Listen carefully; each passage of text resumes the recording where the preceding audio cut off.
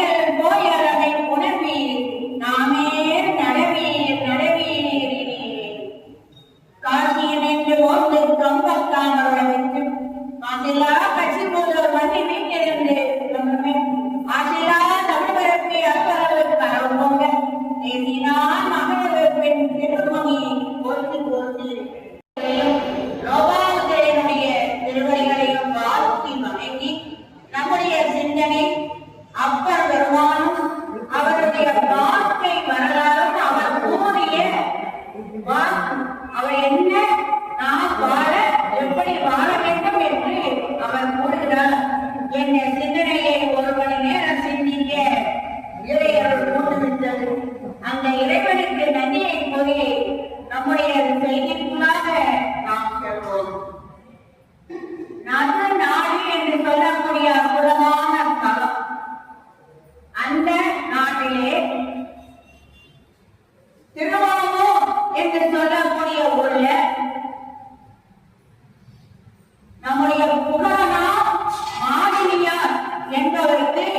மகனாக பிறந்தவர் மருள் நீக்கியார்.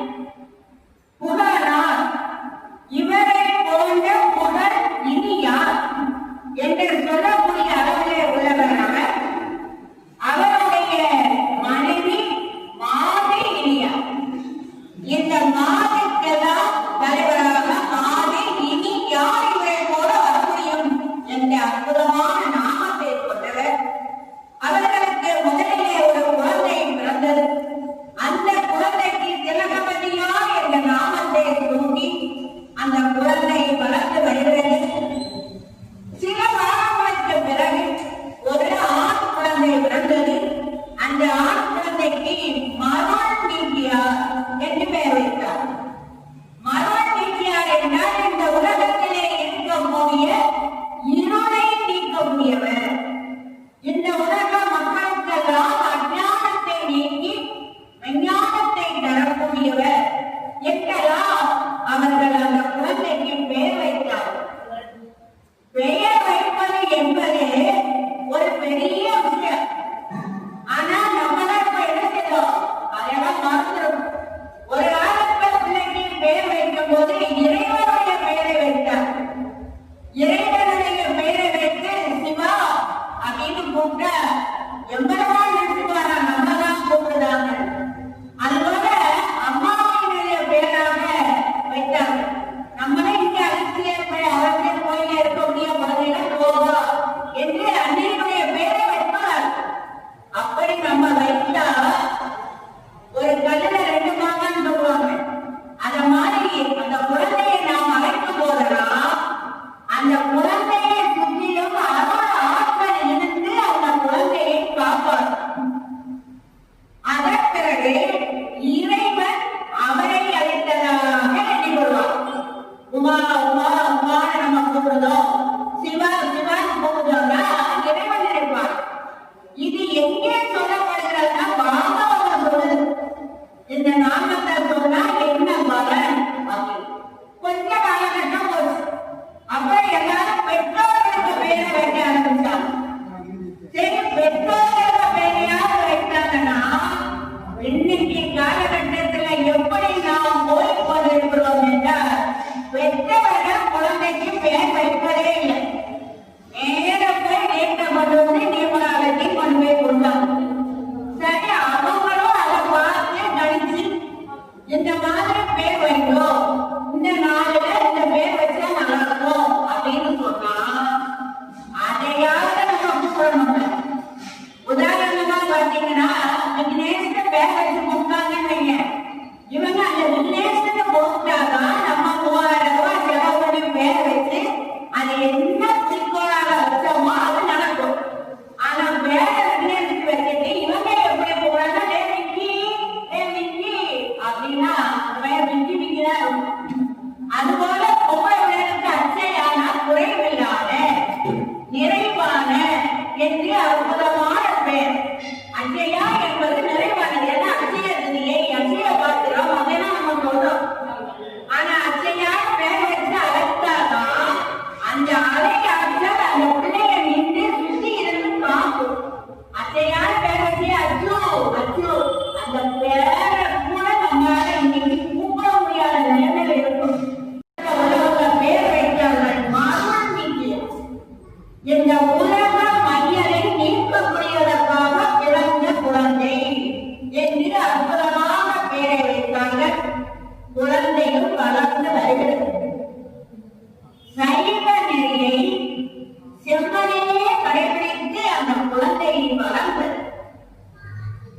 இதற்கு முன்னால் ஒரு குழந்தை பிறந்தது திலகவதியார். அந்த குழந்தைக்கு தக்க மகானை தேர்ந்தெடுத்தார். கலிப்பகையார் என்று சொல்லக்கூடிய ஒரு போர் வீரர் அவரை தேர்ந்தெடுத்தார். அப்படியே அந்த குழந்தைக்கு நிச்சயதாமதம் அனைத்தும் பெற்றோர்களால் அருமையாக நிறைவேற்றப்பட்டது.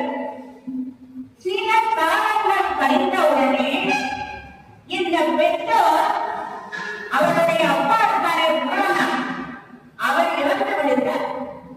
அவர் இறந்து விட்டவுடன் மனைவி மாதையா நினைத்தார் தன்னுடைய கணவர் இறந்து விட்டார்.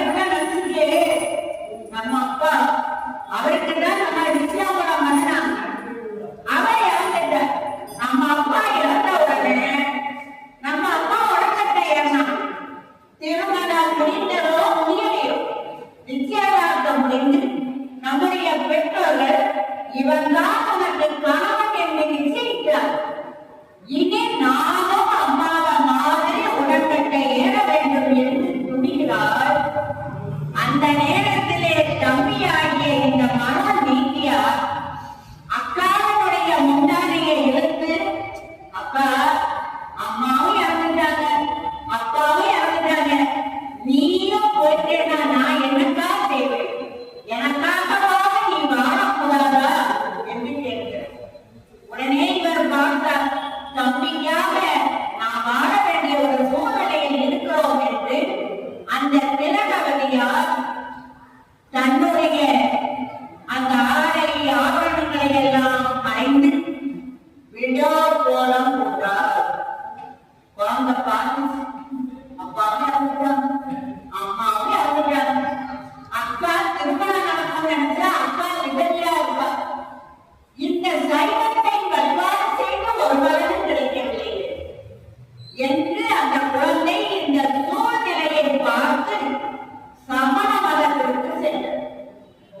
சமண மதத்திலே அறிவின் காரணமாக இருந்த குழந்தை அங்கே இருக்கக்கூடிய சமண பாடசாலையிலே பயின்று பாடலிபுத்திரத்திலே தர்மசேரன் என்ற பெயரை பெற்று அந்த சமணர்களுக்கு குருவாக மாறினார். இந்த அக்கா பார்த்தா, தம்பி நீ போயிடாத, எனக்காக இருன்னு சொன்னாலே, இவனுக்காக நம்ம இருந்தா இவன் தெய்வத்தை விட்டு சமணக்குள் போயிட்டானே அப்படின்னு அவர் தினமும் கோயில அந்த வீரட்டானத்துல இருக்கக்கூடிய அந்த இறைவனை ஆனந்தத்தோடு வழிபடுறார்.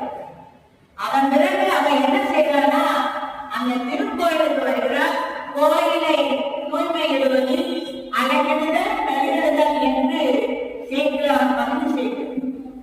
அதுபோல மலர்களை பறித்து இறைவனுக்கு கொடுப்பது, இதையெல்லாம் செய்து ஒவ்வொரு நாளும் இறைவனிடம் வேண்டினார். நான் என் தம்பிக்காக இருந்தேனே, என் தம்பி இப்படி போயிட்டானே, அவனை நீ மீட்டு தரக்கூடாதாம். சேர்க்கிறார் அவருடைய பெருமையை எழுதுகிறார்.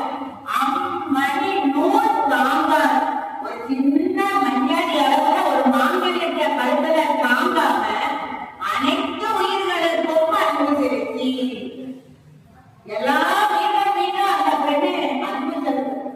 தன்னால முடிந்த சேவைகளை செய்தார். தம்பிக்காக வாழ்ந்தார்.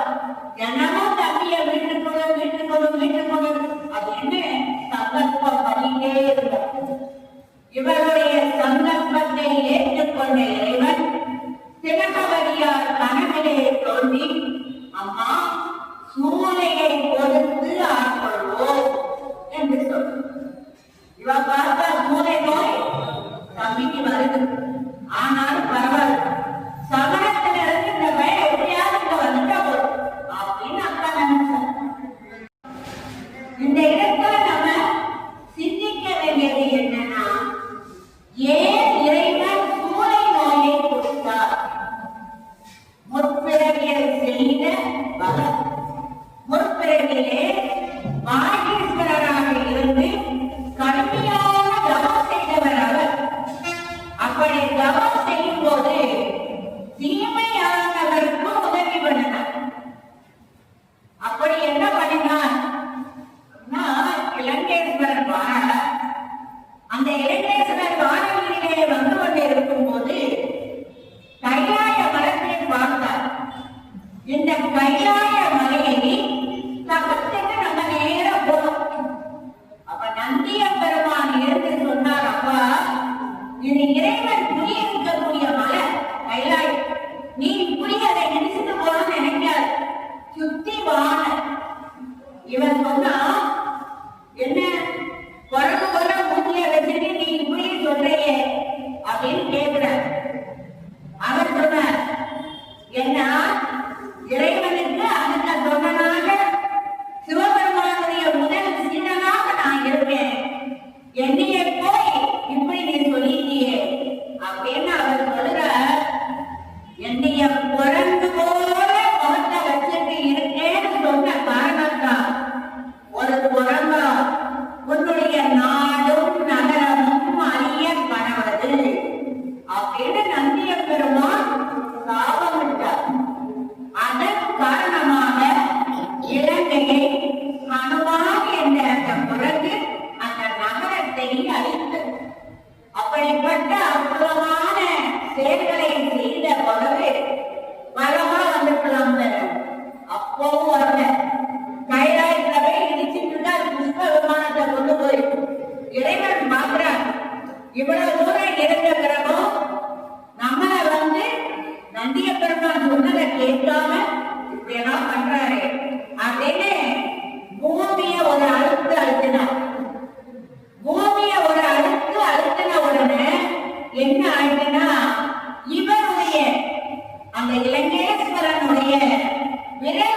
அதிலே மாட்டிக்கொண்டு அவருக்கு எடுக்க முடியல. கதறார்.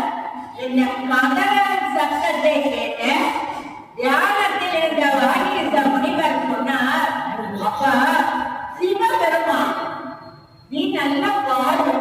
அவர் பாடலுக்கு மயங்குவார், இசைக்கு மயங்கக்கூடியவர். யாரெல்லாம் இந்த திருமுறையை பண்ணோடு வாழ்கிறார்களோ அவர்களுக்கெல்லாம் என்ன வேண்டுமோ அதையெல்லாம் தரக்கூடியவர் அவர்.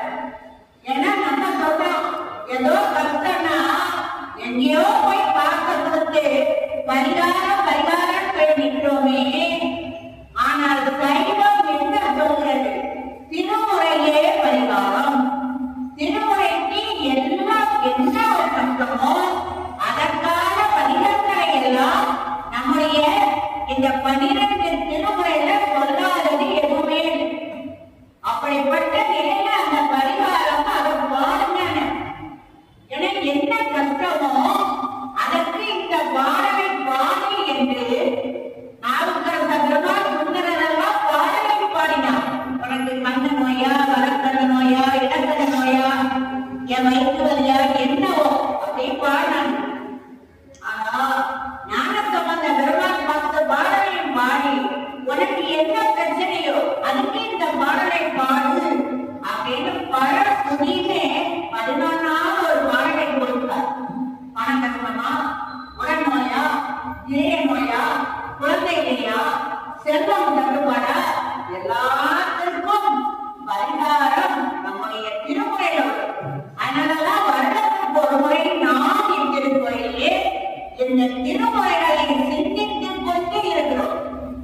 ஒவ்வொரு அருளாளர்களுடைய பெருமையை சிந்திக்கிறோம் என்றால் என்னே அருளாளர்களுடைய கருணை. அப்படியே அந்த பரிகாரத்தை அவர் சொல்கிறார், பாடுன்னு. இவர் உடனே பாட ஆரம்பித்தார். இசைக்கு மயங்கினார் இறைவர். அதனால் கையை விட்டார், வலை தூக்கியது, இவர் வெளியே வந்தார். இப்படி நம்முடைய திருமுறை திருவாண்ட வாரியார் சொல்வார், நல்ல பாப்பா இருந்தாலும் அதற்கு நம்ம என்ன செய்தாலும் அது நம்ம கிடைக்கதான் செய்யும். அதுபோல இந்த தீயவனுக்கு ஒன்று செய்தால் அதற்கான வினையை நாம் அனுபவிக்க வேண்டும். போன ஜென்மத்துல வாகீசரா இருந்து இலங்கையில உள்ள ராவணேஸ்வரனுக்கு ஒரு காரியம் செய்ததால் இப்பொழுது சூளையை கொடுத்து ஆட்கொள்வோம் என்று நால்வர் பெருமக்களையும் 4 விதங்களிலே இறைவன் ஆட்கொண்டார். 3 வயது குழந்தைக்கு பாலை கொடுத்தார். ஞானப்பாலை கொண்ட குழந்தை ஞானம் அடைந்தது. சம்பந்தராக இருந்த குழந்தை ஞான சம்பந்தரான. எதோடு சம்பந்தம்? ஞானத்தோடு சம்பந்தம். இப்ப நம்ம ஒரு கல்யாணம் எடுப்போம், பொண்ணு வீட்டுக்காரங்க மாப்பிள்ளை வீட்டுக்காரங்க என்ன சொல்லுவோம்? இவங்கெல்லாம் யாருன்னா இந்த சம்பந்தி. அப்ப சம்பந்தம். இந்த குழந்தை எதோட சம்பந்தம்? ஞானத்தோடு சம்பந்தம். திரு என்ற அடைமொழியோடு திருஞான சம்பந்தம் என்ற வேலை பெற்றது. அந்த குழந்தைக்கு 3 வயதிலே ஞானப்பாலை கொடுத்து குழந்தையை ஆட்கொண்டார். சூளை நோயை கொடுத்து நம்முடைய அப்பா பெருமானை ஆட்கொண்டார். திருமண வீட்டிலே ஓலையை காட்டி அந்த ஓலையின் மூலமாக சுந்தரமூர்த்தி சுவாமிகளை ஆட்கொண்டார். திருப்பெருந்துறை என்று சொல்லக்கூடிய அற்புதமான ஸ்தலத்திலே தன்னுடைய 2 திருவடிகளையும் ஒரு சேர தலையிலே வைத்து காலை கொடுத்து திருவாத ஊழலை ஆட்கொண்டார். அவர் மாணிக்க வாசகரானார். அவரே அதை பதிவு செய்கிறார். இதை திருவடியின் தலைமையில் ஓலை காலை என்று 4 விதங்களிலே 4வரையும் ஆட்கொள்கிறார்.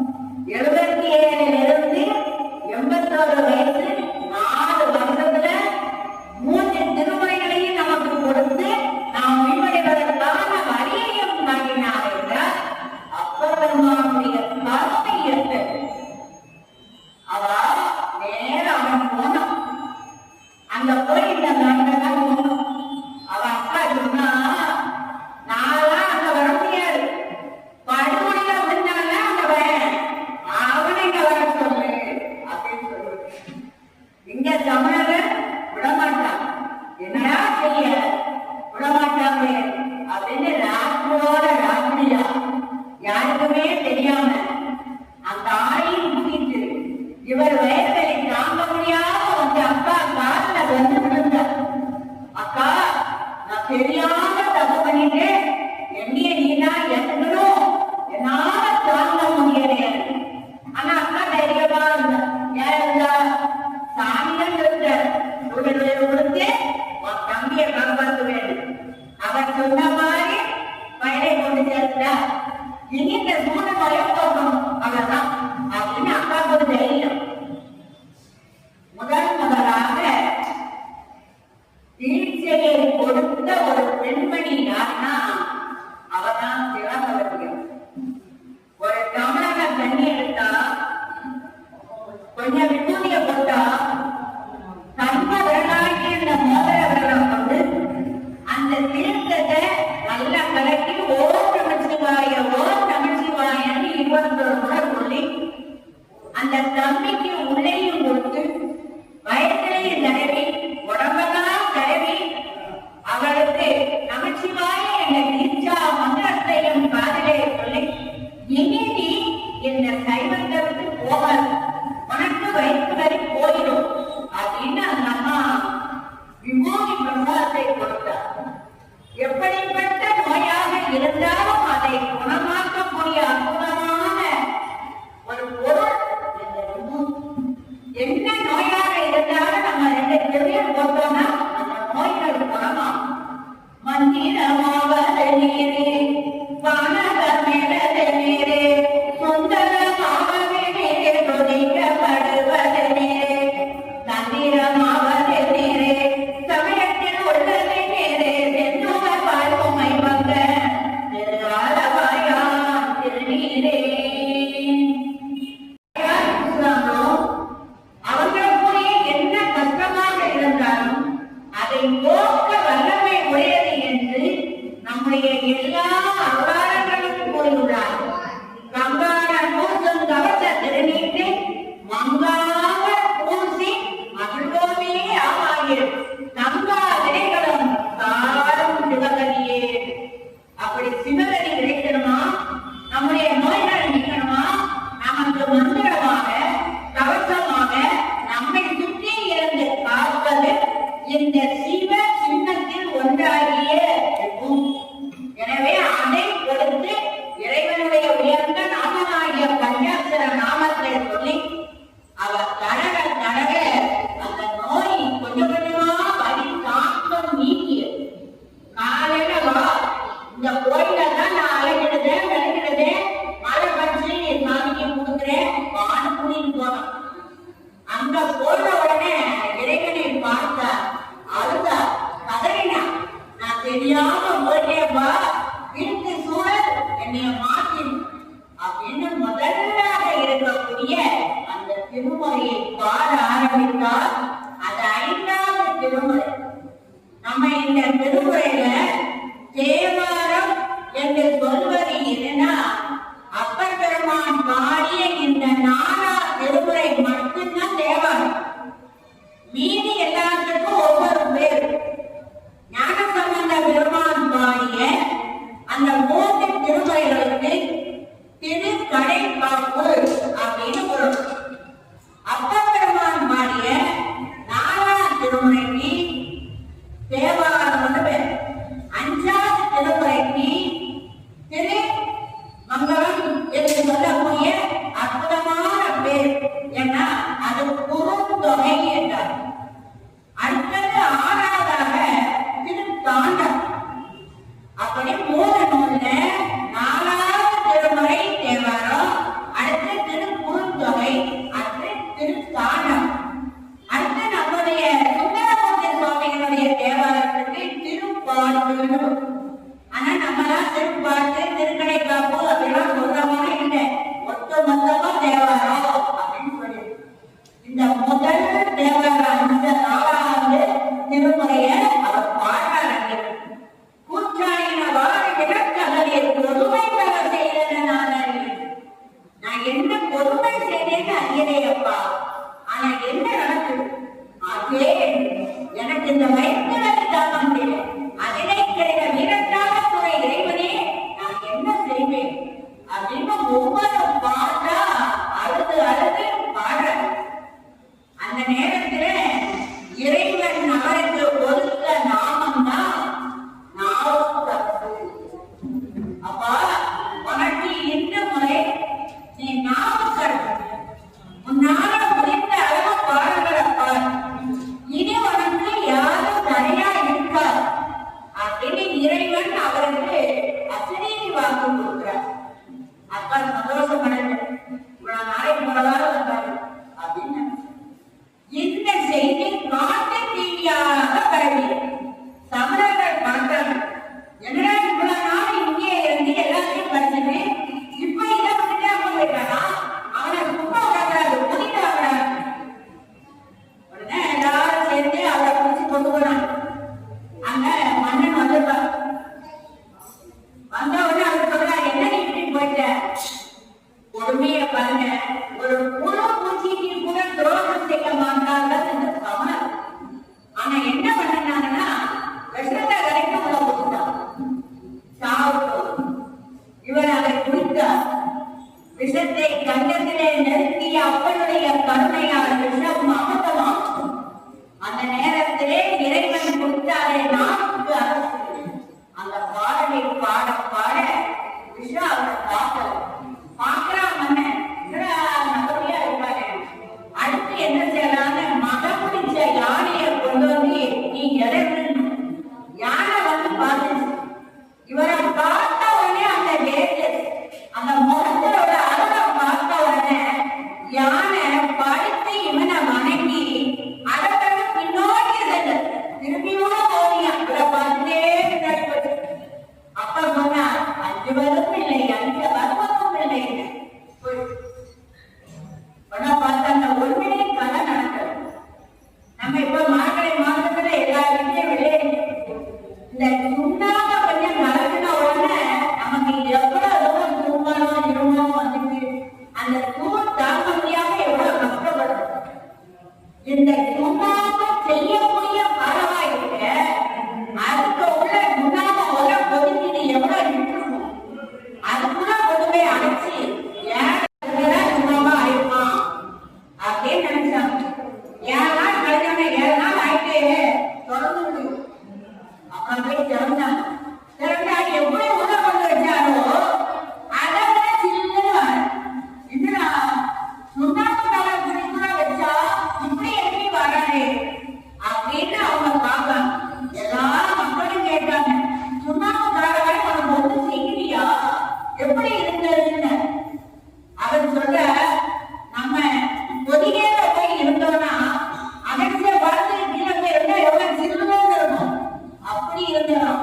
எங்க சுண்ணாம்பு பார்வை அவரே அந்த பாடலை பாடுகிறார். மாலை மதியமும் வீசை சென்றலும் வீங்கிலும் மூன்று கண்டரை பொய்கையோ போன்றதே ஈசன் எந்தை இணையடனே. ஏன் பொய்கை போன்றது? ஈசனுடைய திருவடி பொய்கை போன்றது. எனவே அங்கே இருந்து திருவடியே இருந்தார். தன்னை பற்றி நினைக்கல, இறைவனையே நினைத்தார். அது பொய்கை மாதிரி இருந்து பார்த்தாங்க. எல்லாம் செய்தாலும் தப்பிச்சார். இனி வேற வழியே இல்லை. என்னதான் இருந்தாலும் கல்லை தூக்கி நீர்ல போட்டா அந்த கல்லை தாழதான் செய்யும். அப்ப அந்த தண்ணிக்குள்ள தாழ்ந்து முங்கள் கடல்ல வெட்டி போடுற கல்லுல அப்படின்னு உடனே கல்லுல வெட்டி இவரை படுக்க வச்சாங்க. நீளம் பெரிய கயரோட சுற்றி கட்டி ஒரு 10 பேர் சேர்ந்து தூக்கி கடலை ஒண்ணு வீசி எடுத்துட்டு வந்தார். வந்தா கல்லு தாண்டுவோம் அப்படின்னு எல்லாரும் வெளியில வந்துட்டு இருக்காங்க. அந்த கல்லு அப்படியே தெப்பமாயிடுச்சு. கல்லு தெப்பமாகி அப்படியே கரையேறி இவரு அந்த இடத்துல வந்தோட எல்லாரும் பார்த்தாங்க, கரையேறிட்டாரே அப்படின்னு அவங்க கொடுத்தாங்க. அதற்கு இன்று கரையேறிய போகும் அப்படின்னு அந்த ஊருக்கு நீங்க பேர் அப்படி கரையேற. அப்பவும் எல்லாரும் கேட்டாங்க, எப்படி கரையேறீங்க, இந்த கல் எப்படி வெப்பமா இருக்கு? அவர் சொன்னார், எங்க அக்கா சொன்னாலே ஒரு நாமம், அந்த நாமம் என்னை கரையேற்றியது அப்படின்னு அப்பர் பெருமான் நமக்கு நமச்சிவாய வடிவத்தை கொடுத்தார். சொற்துணை மேனியன் ஜோதிவானவன் பொற்துணை திருதணி பொருந்த கைதொட கட்டுணை மூட்டியோர் கடலில் வாக்கினோ நற்றுணையாவதே நமசிவாயவே நமசிவாய நமசிவாய நமசிவாயவே நமசிவாய நமசிவாய நமசிவாயவே. அந்த நமசிவாயம் அது எப்படி கரையேறுகிறது? நமசிவாயம் என்றால் அதிலே நா என்பது திரோதான சக்தி, மா என்பது மலங்கள், சி என்பது எம்பெருமான் சிவன், வா என்பது திருவருள் சக்தி, யா என்பது இந்த உயிர்கள். இந்த நமசிவாய என்பது இதையெல்லாம் நமக்கு எடுத்து காட்டுகிறது. அப்படிப்பட்ட நிலையிலே அந்த நமசிவாய நாமத்தை நான் சொன்னேன், அது கரையேற்றியதுன்னு. அப்புறம் சொல்கிறார், இந்த நமசிவாயம் எப்படிப்பட்ட பூவினுக்கு அருகலம் பொங்குதாமரை ஆவினுக்கு அருகலம் மனஞ்சாடுதல் கோவிலுக்கு அருகலம் கோட்டமில்லவே நாவினுக்கு அருகலம் நமசிவாயவே. பூவினுக்கு அருகலம் பொங்குதாமரை, பூக்கள் எவ்வளவு மலர் இருந்தாலும் அந்த மலரே உயர்வான மலர் எது என்றால் தாமரை. அதனாலதான் இறைவனெல்லாம் என்ன செய்தோம், தாமரை மலர்ல உட்கார செந்தாமரையில் அமர்ந்தவரே வெண்டாமரையில் அமர்ந்தவரே இறைவனுடைய திருவடியை கூட தாமரை மலருக்கு நம்ம என்ன செய்தோம், ஈடாக சொல்லுதோம். அப்படிப்பட்ட நிலையில அந்த தாமரையை சொல்றான். அதுக்கு அர்த்தம் சொல்றான், பூவினுக்கு அருங்கலம் பொங்கு தாமரை ஆவினுக்கு அருங்கலம் அரங்கன்றார். ஆவினால் பசு, பசுவிற்கு அருங்கலம். ஏன்னா பசுவை உயர்வாக சொன்னா இறைவனை வழிபாடு செய்யக்கூடிய பஞ்ச பவியங்களையும் அதுதான் உண்டு. நம்ம அதுல இருந்துதான் பால் கிடைக்குது, தயிர் கிடைக்குது, வெண்ணெய் கிடைக்குது, நெய் கிடைக்குது. எல்லாமே கோமியம் சாணம் விபூதி செய்ய எல்லா இடத்துல கிடைக்குது. எனவே பசுவை உயர்வாக சொன்னார். அடுத்து சொன்னார், ஒரு நீதி நெறி தவறாமல் மாறும். அனுநீதி சோழன் நீதி நெறி தவறாமல் வாழ்ந்தார். தன்னுடைய மகனை கூட தேர்காரனை இட்டு ஒரு பசுவினுடைய கன்று இறந்தது போல என்னுடைய மகனானே காரணமானான். ஒரு பசு அழுதற்கே நீதியை நிலைநாட்டினான் என்றால் என்னே இறைவனுடைய கருணை, மன்னனுடைய கருணை அப்படி வாழ்ந்தார். அவ அரசனுக்கு எது கடமைனா நீதி தவறாக வாழ்வது. நம்ம பிள்ளைக்குன்னா ஒன்று, அடுத்த பிள்ளைக்குன்னா ஒன்றுன்னு வாழ்வதல்ல, எல்லாருக்கும் தண்டனைனா ஒண்ணுதான் அப்படின்னு வாழ்வது. அடுத்து சொன்னார், எல்லாத்துக்கும் அதிகாரம் இருக்கு, ஆனா நாட்டுக்கு அதிகாரம் இருக்கு. நாட்டுக்கு அதிகாரம் எது தெரியுமா? நமச்சிவாய. அவன் நல்ல வசதியா இருந்தா காலையில இங்க இருந்து ஒருத்த பண்ணிக்கணும் அப்படின்னு முந்தில் உடம்பு போட்டுக்கலாம். எவ்வளவு தங்க இருக்கோ நீங்க அஞ்சு இங்க எல்லாம் சொல்ல விடலாம். கழுத்துல இருந்து முன்னாள் வரைக்கும் அதிகாரம் போட்டலாம். ஆனா ரெண்டே ரெண்டு உறுப்புக்கு எவ்வளவு நகை இருந்தாலும் அதிகாரம் போட முடியாது. அது எந்த உறுப்புனா வசதியா 100 பவுன் இருக்குன்னு கண்ணில் ஒரு ஓட்டை போட்டு ஒரு ஓலாட்ட நுகர முடியாது. நாட்டிலையும் ஒரு ஓட்டை போட்டு ஏதாவது நுகர்ந்து போக முடியுமானா போக முடியாது. ஆனா இந்த ரெண்டுக்கு அணிகலன் எதுனா, கண்ணுக்கு அணிகலன் ஒருத்தரை பார்த்தவுடன் உன்னுடைய மனதில் ஈர வர வேண்டும். ஒரு குழந்தை அழுதுட்டா, ஒரு ஆக்சிடென்ட் ஆயிட்டா கண்ணுல நீர் வரும். அது கண்ணுக்கு அணிகலன்.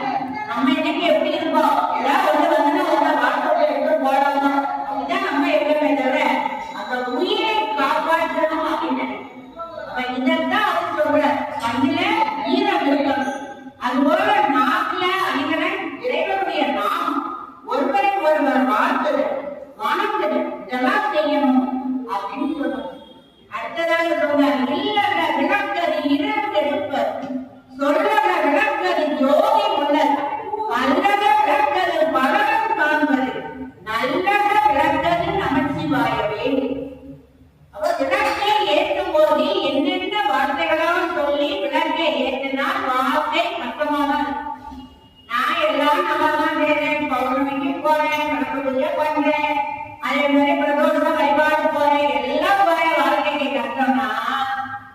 வீட்டுல செயல்பாடுகள் ஏதோ குறைவாக இருக்கிறதுன்னு விளக்கை ஏற்றும் போது ஒரு காலத்தை ஏற்றுவதற்கு முன்னால் தீபம் ஏற்றி மின்விளக்கை போட்டோம்.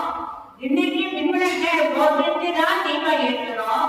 அதுலயும் நிறைய பெண்மணிகள் என்ன செய்தாங்கன்னா சீரியலை பார்க்காம இருந்தா தலை வெடிச்சிடும் அப்படின்னு அந்த சீரியலே மூடி அந்த சீரியல் எப்போ இருக்கானோன்னு இருக்காது விளக்கக்கூடிய அப்படின்னு போகும்போதாவது விளக்க அணைச்சு போட்டு சீரிய அணைச்சு போட்டு போக ஏன் போக மாட்டேன்னு தெரியுமா? அந்த அடுத்த சீரியல் போட்டானா இல்லையான்னு தெரியும். அதனால அதை வச்சுட்டே போவாங்க. அப்ப மனசு முறை எப்படி இருக்கும்? சீரியல் சீரியல் இப்படியே அப்படி விளக்கேற்ற நேரம் நம்ம என்னைக்கு ஒரு வீடு கட்டுறோமோ அன்னைக்கு வாக்கு பகவான் மகள பட்டது. அவர் சதா சொல்வார் ததற்குன்னா அப்படியே ஆகட்டும். நம்ம விளக்கேற்றுவோமா நமக்கு ஞானம் சரியில்லைன்னு வைங்க. விளக்கேற்றும் போது அந்த சீரியல்ல அடுத்து வரக்கூடிய சீரியல்ல நேரத்துக்கு கிளைபாக்சியில விட்டாமோ அதை சொல்லுவோம். அது கிளைபாக்சி எப்படி விட்டுருவான்? உடனே நீ இருக்கு அல்ல நான் இருக்கேன், கணவரா மனைவியா மாமியாரா மருமகளா யாரு போறா இப்படி ஒரு அபசந்தமான வார்த்தை அந்த வீட்டுக்குள்ள ஒழிக்கும். இந்த விளக்கு ஏற்றுவோம் அங்க என்ன ஒழிச்சதோ அது அந்த வீட்டுல நடக்கும். ஏதாச்சும் மகரிஷி தியானத்துல இருந்தாலும் சொல்வார், நான் அமர்ந்துள்ள இடத்தை சுற்றிலும் தெய்வீக ஆற்றலே நிரப்பி இருக்கு. இந்த இல்லம் முழுவதும் தெய்வீக ஆற்றல் நிரப்பி இருக்கு. இந்த பிரபஞ்சம் முழுவதும் தெய்வீக ஆற்றல் நிரப்பி இருக்கட்டும். எதை நம்ம வேண்டுமோ அதான் இந்த வாழ்த்து பகவான் இந்த வசனம் வரும்போது அப்படியே ஆகட்டும்னு வசனம். அவர் சொன்ன வார்த்தை போயிடுவோமா? அப்புறம் மாமியாரா மருமகளா நீயா நானா என்ன யாரு இருக்கா கணவனா மனைவியா நீ ஒதுக்குறியா நான் ஒதுக்குவோம். அதனால விளக்கேற்றும் போது விளக்கே போட்டி அப்படின்னு விளக்க இல்லைன்னா இல்லாத விளக்கது இருப்பது விளக்கே. அப்படி அம்பிகையினுடைய பாடல்கள் நிறைய இதை எதையாவது சொல்லி விளக்கேற்றம் என்று நமச்சிவாயத்துல நிறைய பாடல்களை அவர் கொடுத்தார். அதன் பிறகாக குழந்தை ஞானசம்பந்தரோடு சேர்த்து பல வரிகளை பாடினார். திருமலை பாடி சென்றார். அங்கே அழைத்து கிடந்த அந்த கதவை திறக்கவும் மூடவுமாக அவர்கள் வணிகம் பாடினார். இந்த நேரத்திலே புலசரியார் வந்து ஓலையை கொடுக்க ஞானசம்பந்த பெருமான் இவரிடம் விடைபெற்று அந்த மங்கேற்கரசியோடு செல்கிறார். அப்பொழுதும் இவர் நினைத்தார், நாமெல்லாம் வெளியடைய வேண்டும். இவர் தினமும் டிவியை திருப்பின சொல்ற ஒரு முயற்சியின் அது முயற்சியின் தனி முயற்சி, இந்த முயற்சியெல்லாம் உங்களை ஒன்றும் செய்யாது அப்படின்றத நமக்கு உணர்த்த வேண்டும் என்று அனைத்தையும் தெரிந்த அந்த நாவுக்கரச பெருமான் சொல்ற, ஞானசம்பந்தா நானும் போறோம் நல்லதா இப்பதான் போறேன் அப்படின்னு கேட்கிறார். ஞானசம்பந்தர் சொல்ற, நானும் போலும் நம்பும் மரியாதைகளுக்கு நல்லனவே செய்யும் அப்படின்னு போலர் வரிகத்தை நமக்கு கொடுத்து அதன் பிறகு அவர் சென்றார். இந்த போலர் வரிகத்தை ஒரு வார்த்தையாவது கனவு காணா இந்த கிரகங்கள்லாம் நம்மள வந்து பிடிக்காது. இந்த கிரகங்கள்லாம் யாருன்னா ஒரு பெரிய அரசு, அதுல கீழே இருக்காங்கல்ல ஊழியர்கள், அவங்கதான் இந்த நவகிரகம். அப்ப மேல உள்ள அதிகாரி என்ன சொல்றாரோ அதை கேட்டு இவங்க செயல்படுறாங்க. ஆனால் இவர்கள் செயல்பட்டது சாங்ஷன் ஆகுற ஒரு ரூபாய் தான் வேணும். இல்லை இவங்க கீழே இருக்கக்கூடிய ஆளுக்கு என்னதான் ரூபாய்க்கு நம்ம பணம்லாம் கொடுத்து என் பில்ல கிளைம் பண்ணிட்டா அப்படின்னு கேட்டாலும் அதிகாரி கையெழுத்து போட்டாதான் சாங்ஷன் ஆகும். அதுபோல இந்த நவகிரகங்களை என்னதான் செஞ்சாலும் சிவபெருமானாகிய அந்த அதிகாரி கையெழுத்து போட்டாதான் அவங்களுக்கு நடக்கும். அப்ப அவர் வந்து இவங்கதான் யார் அறியாது, நீ அவங்களையும் ஒண்ணும் செய்யாது, எந்த நேரமும் யார் நாமத்தை சொல்லிட்டு இருக்காங்க அப்படின்னு சொன்னா இவங்களுடைய தாக்கம் இருக்கும். ஆனால் தாங்கி கொண்ட அளவுலதான் வருமே தவிர பெருசா எல்லாரும் மாதிரி வராது. அதனால போற வரிகத்துல ஒரு வரிகை படிங்க. நிறைய பேர் பார்த்தா போர் ஆறு வரியும் இந்த போராட வரக்கூடிய துன்பங்களை அறக்கூடிய வரிகள். நிறைய பேர் போராட வரிகள் போராட வரிகள் போராட வரிகள்ல போர் ஆறு படிக்கும். அதனால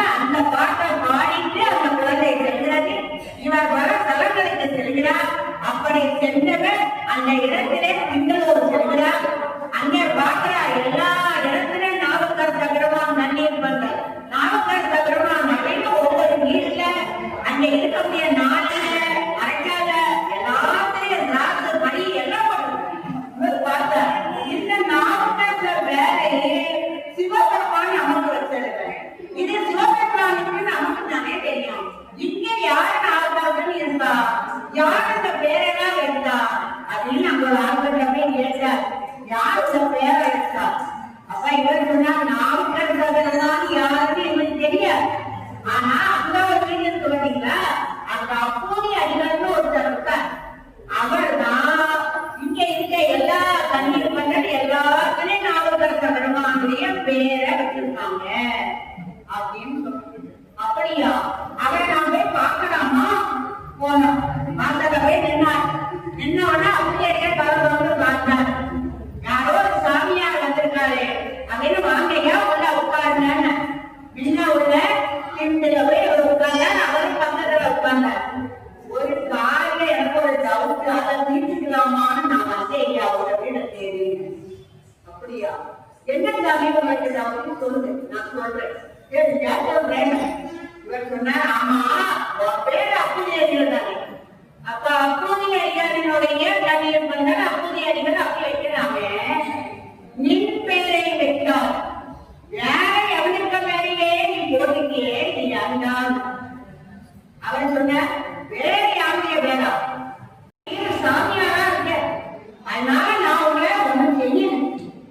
யாரை பார்த்து வேறைய பேரங்க கல்லுல கட்டி தூக்கி போட்டவரும் கல்லு செப்பமா மாறிய அந்த அவரை பத்தி உனக்கு என்னையா தெரியும் அப்படின்னு இவருக்காக அவரை சண்டை போட்டார். இவர் பொறுமையா எல்லாத்தையும் கேட்டார். இந்த உலகத்துல சாமியாரா இருந்து ஊசி உத்தராட்டம் போட்டு நாவுக்கரசர் மாதிரி யாரும் தெரியலேன்னு சொல்றியே, நீயா சாமியாரா? நீ யாரு? அவர் சொன்னார், அறியாமையின் காரணமாக சைவ சமயத்திலிருந்து சமணத்துக்கு போய் அதன் பிறகு சமணத்திலிருந்து சைவத்திற்கு வந்தேன். அந்த அடியை நான் தான். அப்போது அடிகளுக்கு எப்படி இருந்தது? வரவனையா வச்சிருக்கேன். காலில் விழுந்து மறுநாள் தகரினார். அப்பா நான் உடனே என்னதான் பேசிட்டேன். அவர் அப்போ எவ்வளவு அமைதியாக இருந்தார். அந்த நேரத்துல வேற உள்ள போய் சாப்பிட்டு தான் போடும். எங்க வீட்டுல இன்னைக்கு உணவு உண்ணுவோ அப்படின்னு கூப்பிட்டார். போய் உட்கார்ந்தாங்க. சாப்பாடுலாம் பரிமாறினாங்க. அதன் பிறகு அவர் என்ன செய்தாங்க, எல்லாம் சமையல் ரெடியாயிட்டியா சாப்பிடவாங்களோட பாத பூஜை பண்ணினாங்க. உட்கார வச்சாங்க. அந்த நேரத்தில் தன்னுடைய மகன் 2 குழந்தை, மூத்த திருநாவுக்கரசு இளைய திருநாவுக்கரசு 2 பிள்ளைகள். அந்த மூத்த திருநாவுக்கரசு நேர போய் இடம் வைக்க போனா அரவந்தியை குழந்தை இறந்தது. என்னடா இலைய எடுத்துருவான்னு போட்டோம்னா வரலையே அப்படின்னு போய் பார்த்தா பிள்ளை இறந்துட்டு. இது இறந்துட்டுன்னா சாமி நம்ம வீட்டுல சாப்பிட மாட்டாங்க. பாயில சுத்தி அங்கேயே கொலப்பட்டு வந்து வச்சாங்க. வச்சுட்டு வேற இலைய கலந்து போட்டாங்க. இவர் பார்த்தாங்க, முதல்ல நான் வந்தவங்க எல்லாரும் ரொம்ப சந்தோஷப்பட்டேன். முகத்துல ஏதோ ஒரு வாட்டம் தெரியுங்க, என்ன கவலை சொல்லுங்க. அதன் பிறகு இவங்க சொன்னாங்க. இவர் ஓடோடி போனார். அப்படி இறந்த குழந்தைய கூட சுத்தி வைத்து ஒரு அடியாருக்கு உணவு பண்ணியிருக்கிறார். அதனாலதான் அவர் பாடினார். நாகேஸ்வர பூஜையினுடைய பெருமையை சொன்னார். அன்னம் பாடிக்கும் நெல்லி சித்தம்பலம் என்ற பாடலை அதனால அவர் பாடினார். நாகேஸ்வர பூஜை எவ்வளவு உயர்ந்தது என்பதை எடுத்து சொல்கிறார். அந்த நேரத்தில் அவர் அந்த குழந்தையை தூக்கி தோல்ல போட்டு அங்கே இருந்த இறைவனுடைய சன்னதியில் கொண்டு இறந்த குழந்தையை போடுகிறார். அந்த நேரத்தில் பாடல்கள் பாட ஆரம்பித்தார். திருவருள் செல்வன் ஒரு படத்துல நம்ம பாத்தீங்கன்னா, பிள்ளைய தீர்வே கொண்டு போட்ட உடனே அவன் என்ன பாட போடுறானா, நாதான் மறுமேலும் நலவாமே உனக்கு நல்ல பெயரை சரியா கொடுப்பாமே அப்படின்னு அவன் விட்டுக்காக நம்ம எல்லாம் மயங்கி அதை பாட்டுக்காக போட்டா அந்த அப்பர் பெருமான் பாடிய பாட்டு அதல்ல. ஒன்றுபலாம் என்று சொல்லக்கூடிய வலியத்தை பாடினார். பாட பாட அனுபவமானது வந்தது. எப்படி தீட்டியதோ அதோட விதத்தை எடுத்து சென்றது. அந்த குழந்தை தூக்கிய குழந்தை எழுவது போல எழுதினார். எல்லாருமாக இடத்திற்கு சென்றார்கள். அப்போது அவர்களை வாழ்த்தினார். அவர் வீட்டில் உணவருந்தினார். அதன் பிறகு அங்கே இருந்து செல்கிறார். அதுபோல ஒவ்வொரு தலங்களோடு சென்று அநேக அற்புதங்களை செய்தார். நான் கருதி நம்ம நிறைவான ஒரு இடத்துக்கு வர வேண்டிய சூழ்நிலை இருக்கும். ஏன்னா இதோ பேச ஒரு 1 மணி நேரம் 2 மணி நேரம் பாட வேணும். அந்த இடத்துல என்ன செய்யலாம் நீங்க வருகிறார் வந்தவர் நினைச்சா இந்த இடத்துல இருந்து உலகத்துல வாழ்ந்து எம்பெருமான் சிவபெருமானை அந்த கைலாய நாதனை காணாம நாம் போறோமா அப்படின்னு நடக்க ஆரம்பித்தா பிறகு அதுக்கு நடக்க முடியல. அப்புறம் ஊந்து போனார், ஊந்துவாகவும் முடியல. அப்புறம் நெஞ்ச வச்சு தள்ளி தள்ளி தள்ளி போனார். காரணம் வயது 71 வயசுல மேல 77 வயசுல தான் மக்கள் 80 வயசுக்கு. அப்ப அவரால என்ன செய்ய முடியும்? ரத்தமா வருது, அதையெல்லாம் தெரியுது, எலும்பலா வெளியே வந்துட்டு சிவபெருமான் பார்த்தாரு. அதான் பாவம், இப்படி அந்த கைலாசி வருமா அப்படின்னு அவர் வந்த டக்குன்னு ஒரு அந்தனரா வந்திருந்தாங்க. பெரியவர் எங்க போறேன்? நான் கைலாயத்துக்கு போறேன். கைலாயத்துக்கு இந்த உலகோட போக முடியும். எல்லாம் ரத்தமா நடத்தி எலும்பலா வெளியே வருது. கைலாய நாதனை காணாது நான் இந்த உலகத்தில் இருந்து செத்தால் பரவாயில்ல, வெளியில அவரை பார்க்காம நான் இருவேன் அப்படின்னு அவர்களை சத்தியம் பண்ணாரு. என்னெல்லாமோ செய்து பார்த்தா யோகமா நினைச்சா அவர் கேட்க மாட்டான் அப்படின்னு நினைச்சு எம்பெருமான் என்ன பண்ணுகிறார்? இந்த திருவாரூர் புறத்திலே மூழ்கி எழுப்பினார். கைலாயத்தோட காட்சியை காட்டினார். அப்பதான் நினைச்சார் வந்த அந்தன சிவபெருமானாக காட்சி கொடுத்து நீ இதுல முன்பு உனக்கு கைலாயத்தை நான் இங்கே காட்டுண்டா அப்படின்னு பார்க்கணும். அவ்வளவு ஒரு அருமை பெற்றவர் அவர். அந்த காட்சியை எப்படி எப்படி அனுபவித்தாரோ அதையெல்லாம் பாடினார். மாதர் பேரை கனியானை மலையார் மகளோடும்பாய் சோதரனே சுமந்தேனே புகுவார் அவர் பெண் புகுவே யாதோ புகழ் படாமல் ஐயார் அடை நின்ற போது மாதர் மட பிடியோடும் கயிறு வருவன கண்டே கண்டேன் அவர் திருவாதம் கண்டறியாதன கண்டே கண்டேன் அவர் திருவாதம் கண்டறியாதன கண்டே என்று ஒவ்வொரு இடத்திலேயும் என்னென்ன காட்சிகளை பார்த்தாரோ அதையெல்லாம் பாடினார். ஆடி அமாவாசை அன்று இந்த திருவாரூர்ல இதே திருவையான இந்த காட்சியை ஒவ்வொரு வருஷமும் நடத்திட்டு இருக்காங்க. அதே போல அவர் காட்டுறார். அவர் நமக்காக அவர் என்ன சொன்னார்னா, இந்த நிறைவாக நமக்கு என்ன சொன்னார், அவருடைய வாக்கு என்ன? அந்த உடம்புல இருக்கக்கூடிய ஒவ்வொரு அவயமும் நீ சினிமா பார்க்கறதுக்கு, டிவி பார்க்கறதுக்கு, ரோட்டா பார்க்கறதுக்கு, இதுக்காக இருக்குல்ல, கண்களால கூட்டி பார்க்கறதுக்குல இந்த அங்கமாலை என்ற ஒன்றை பாடி அவர் அருமையாக சொல்றார். தலையே நீ மணங்காய் தலைமாலை தலைக்கணிந்து தலையாக பரிதேடும் தலைவனை தலையே நீ வணங்காய். அப்பா நமக்கு கண்ணை எடுத்து கொடுத்துருக்கு இறைவனை காண, அவன் காலங்களை கேட்க, அவனுடைய பெருமையை கேட்க, அதற்கு வாய் அவனை வாழ்த்த, இந்த கால் அவனுடைய திருக்கோயிலை வளமாக வர வாழ்த்த வாயும் நினைக்க மனநெஞ்சும் தாழ்த்த வெண்ணியும் அந்த தலைவனை சுத்தமாக தூவி புதியாதே இருந்தவா நினைந்தாலுமே எதற்காக வாயை கொடுத்தார் என்று அவர் சொல்கிறார். அப்ப அப்படி வாழ்த்தினா என்ன வருவாரா? நெற்கு நெற்றின்னு யார் அவரை நினைக்கிறாரோ அவர்களுடைய உள்ளத்திலே புக்கு புக்கியன்னு போக முடியும் புண்ணியனா. யார் யார் அவரை நினைச்சாலும் உள்ள வருவாரா? இதை இப்படியே பாடிட்டு சொல்ற யார் வருவார்? உயிர் கொண்டு போகும்போது குற்றால தீசா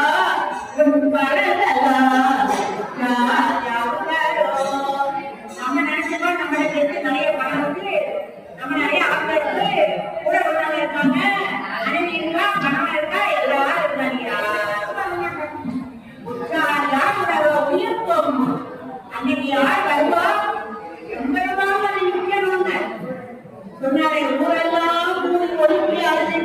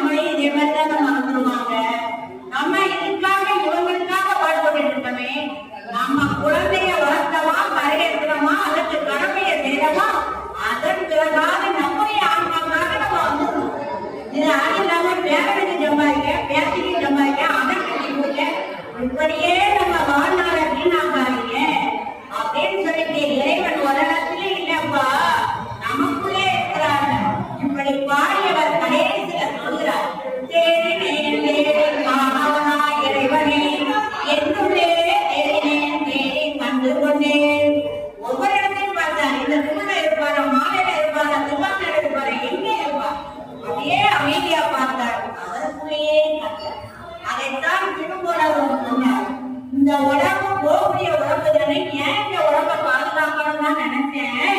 ஆனா இந்த உடம்புக்குள்ளதான் ஈர்க்கல் முடி இருக்கான்னு நினைச்சேன். அதனால உடம்பை நம்ம பாதுகாக்கணும். அதனால அவருக்குள்ள உடம்பினை முன்னம் இழுக்கின்றது. உடம்பின் உள்ளே உருவம் கண்டு உடம்பின் உள்ளே உத்தமன் கோயில் கொண்டான் என்று உடம்பினை யாரிருந்து ஒப்புகின்றேன். இந்த உடம்பை யார் பாதுகாக்கணும்? நம்ம இந்த உடம்பை நிறைய பார்த்து அது எதிர்ப்பு பார்த்தா போறமே. இறைவனை உணரணும்னா ரொம்ப நாள் வாழணும். அப்படி வாழணும்னா உடம்பை பாதுகாக்கணும். அப்படிப்பட்ட நிலையில அவர் எல்லாத்தையும் முடிச்சுட்டு கடைசியாக நேரம் திருப்புகளோடு செல்கிறார்.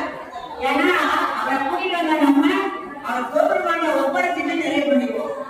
அப்ப நேர திருப்புகளை வர அங்கே முருகனானார் வீட்டுல போய் தங்குறார். முருகனானார் வீட்டுல எல்லா ஐயார்களும் சேர்ந்திருப்பாங்க. அதன் பிறகாக நம்மளை இறைவனை சென்று வழிபாடு செய்தார். அந்த இறைவன் தான் சுந்தரமூர்த்தி சுவாமிக்கு அந்த செங்கலையே பொன்னாக மாற்றி கொடுத்தவர். நம்மையே புகழ்ந்து இசை பேசின வாயிலிருந்து பதியத்தை பாடி செங்கலை பொன்னாக மாற்றிய அற்புதமான தகவல் திருப்புகள். அந்த திருப்புகளாக போயிட்டு சொல்றாரப்பா, கோவை பார்க்க என்னைய எடுத்துரு அப்படின்னு இறைவன் அப்பா விட்டாரா? நீ உனக்கு என்ன ஆசைன்னு போயிட்டான்னு பார்க்கணும். செல்வந்த என்ன பண்ணனா இவர் உறவாட பணி பண்ணுறார்.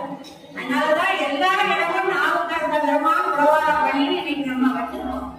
ஏன்னா மாசி கீரவன் ஒரு பாட்டு இப்ப கையில அறக்கடையில மாற சொல்றாங்க. அந்த பாட்டு என்னன்னா, இவருக்கு வாசிக்கிற காசு வாங்கில்லாத காசு கிடைச்சது. ஏன் கிடைச்சது அப்படின்னு குழந்தை கேட்கும் போது சொன்னா, நீ செய்ய செயலுக்கு கூட அவன் உறவாட பணியும் செய்கிறா என்று உறவாட பணி எவ்வளவு உயர்வானது என்பதை எடுத்துக்காட்டு. அப்ப அந்த உறவாட பணி பண்ணும்போது இறைவன் என்ன செய்தார்னா, நிறைய நவரத்தின கற்களை உடனே போட்ட உடனே இவன் அந்த கல்லதான் சுரண்டி எடுத்துக்கோங்க பாக்கெட் கூட கொண்டு போறானா அப்படின்னு பொண்ணு மேல பொருள் மேல ஆசை இருக்கா அப்படின்னு பார்த்தார். இவர் என்ன பண்ண, எல்லாம் செங்கல் குப்பை எல்லாம் எப்படி தந்தாரோ அந்த மாதிரி இந்த நவரத்தினத்தை எல்லாம் ஒதுங்கினார். பார்த்தார் இறைவன், ஓடும் செவ்வனும் ஒக்க வேணும் எல்லாம் உருவல் தான் நினைச்சதான் அப்படின்னு அதை விட்டார். அடுத்து நிறைய பொங்கலை கொண்டு மூணு அவங்க எல்லாம் கொண்டு விட்டார். அவளெல்லாம் ஆடினா பார்த்தாரா மயனாரான்னு பார்த்தா ஏறிட்டே பார்க்கல. ஒன்னா பார்த்தா பெண்ணாவது இல்லையா பொண்ணாவது இல்லையா, சரி இந்த வேலை நம்மளே ஆரம்பிச்சிருவோம் அப்படின்னு இறைவன் ரெடியாட்டார். இவர் அந்த நேரம் அங்கிருந்து பாடினார். எண்ணியே என் சொல்லி எண்ணியேனோ எப்பெருமான் திருவடியே எண்ணினெல்லாம் ஒன்றுடைய 9 வார்த்தை வைத்தார் ஒக்கடைக்கும் போது உணர மாட்டேன். இந்த 9 வார்த்தை அழைச்சிட்டுல நான் உணர மாட்டேன். அதனால பூம்புகரம் தேவிய புனியனே என்ன நீ கரையேற்று, என்ன நீ கரையேற்று, உன்னுடைய அழைக்கிறவா வை, எனக்கு சிவமும் தன்மையை குறை என்று கதற அந்த இடத்திலே திருப்புகளூர் இன்னைக்கு நம்முடைய இந்த கண்டபுச்சியில உள்ள ஐயா அங்கதான் ஆதீனம் அங்க வச்சிருக்கிறார். அந்த ஆதீனத்துக்கு உட்பட்ட கோயிலாக அந்த முதலூர் கோயில் இருக்கு. அம்மா பிரசவமே பார்த்த அம்மா அப்படி உயர்வான திருப்புகளூருடைய பெருமை. அந்த இடத்திலே இந்த பதிகத்தை பாடி இறைவனுடைய திருவடியை அடையக்கூடிய பெரும் பாக்கியத்தை பெற்றார். அவர் நமக்கு பல பதிகங்களை கொடுக்கிறார் நேரம் கருதி. இதுவரைக்கும் ஒரு அருமையான சிந்தனையை சிந்திக்க வாழ்வை கொடுத்த இந்த சமுதாயத்தை சார்ந்த அனைத்து நல்லவர்களுக்கும் உபயம் அளித்த நம்முடைய செயலாளர் ஐயா அவர்களுக்கும் இன்றைய கட்டளையாளர்கள் அனைவருக்கும் நன்றியையும் வாழ்க்கையும் கூறி வாழ்த்தோடு நிறைவேறுகிறேன். எல்லாவற்றுக்கும் மேலாக அளப்பெரியதாக மக்கள் வந்து இந்த அப்பட்டமாந்திய வார்த்தை என்ன, அவர் நமக்கு என்ன கூறினார் என்பதை கேட்க வேண்டும் என்று வலியுறுத்தக்கூடிய அனைவருடைய பொன்னார் திருவடிகளை நன்றியோடு தொட்டு வழங்கி வாழ்த்தோடு நிறைவு செய்கிறேன். போற்றி அருளுகனின் ஆகியாம் பாதமல, போற்றி அருளுகனின் அந்தமாம் ஜன்னலைகள், போற்றி எல்லாம் எங்கும் தோற்றமாம் வப்பாதம், போற்றி எல்லாம் உயர்வும் மோகமாம் பொம்மலர்கள், போற்றி எல்லா உயர்வும் ஈராம் இணையடிகள், போற்றிமான் நான் மகனம் பாராத முன்னறியம், போற்றியா உய்யா கொண்டருள் பொம்மலர்கள், போற்றியா மாதிரி ஆகியோர் என்பார்.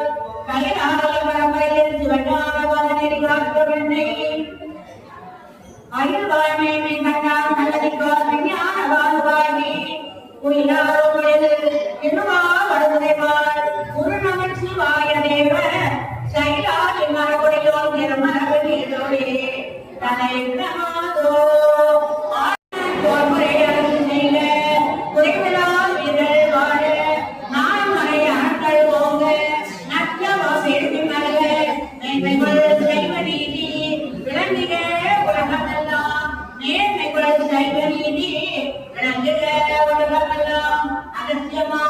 திருவடிகளே போற்றி லோபாமுத்திரை திருவடிகளே போற்றி ஓம் ஹர நம பார்வதீபதே ஹர நம மகாதேவா தென்னாடு தேசிவனே போற்றி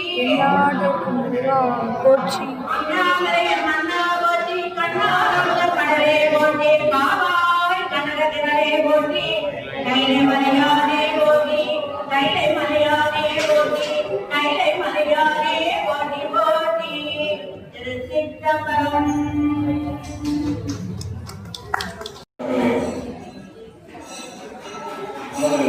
அக்ஷேஸ்வர சுவாமி திருக்கோவில் திருமலை திருவிழாவில் இரண்டாம் நாள் இன்று எல்லா அருமையானவர்கள் அப்படி நம்பிக்கையை காட்டிய புத்தாண்டு சந்தை திருமதி கோவை புத்தாண்டு திருக்கோயில் சார்பாக நன்றிகளை காணிக்காமல் அண்ணா அவர்கள் ஊழல் பதிகத்தினுடைய தோல் அரு பதிகம் என்ற அந்த வார்த்தையை வந்து நம்முடைய வாழ்க்கைக்கு அழகான அர்த்தத்தை கொண்டார்கள். அந்த உலகத்தில் விளையாடக்கூடிய பொருளாக ஏற்படக்கூடிய அந்த தீமைகள் எல்லாம் கலந்து அதை அத்தியாசிக்கிறார்கள். விபூதியின் தத்துவம் மற்றும் அப்பருடைய வாழ்க்கையிலிருந்து நமக்கு கிடைக்கக்கூடிய நல்ல கருத்துக்களை அத்தியாசிக்கிறார்கள். அவர்களுக்கு மீண்டுமாக நன்றியை கூறிக்கொண்டு நாளை